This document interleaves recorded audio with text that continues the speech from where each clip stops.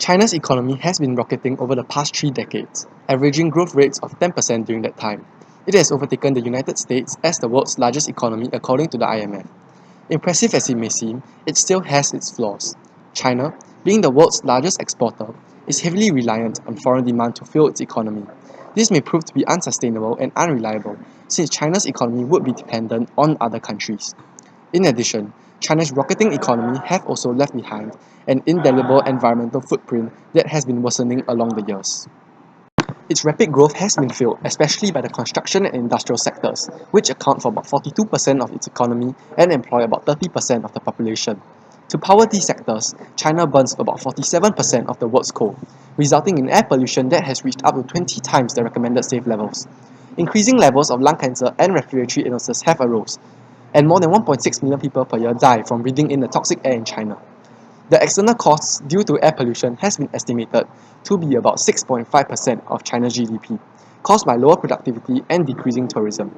Society's welfare is not maximized, as seen from the red area. Thus, the government is diverting its resources away from growth to fixing the environmental damage.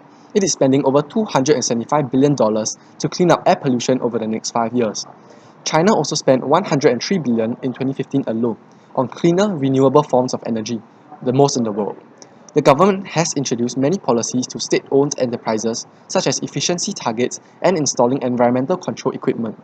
Lastly, it has implemented a carbon price through taxes or cap-and-trade systems.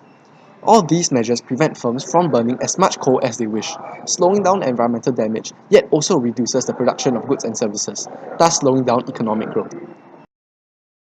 While it is true that cutting slack on China's rocketing economy may be beneficial in some aspects, it may not turn out the way in others. China is currently globally the largest trading nation.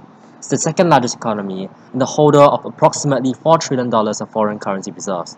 In other words, China has its roots set deep in the global economy, and should this economy slow down, it could bring down the global economy with it. China imports approximately 1.682 trillion US dollars worth of imported products from all around the world. As a major importer, slower China will mean a reduced global net demand for the above goods, creating an excess of these products, driving prices down.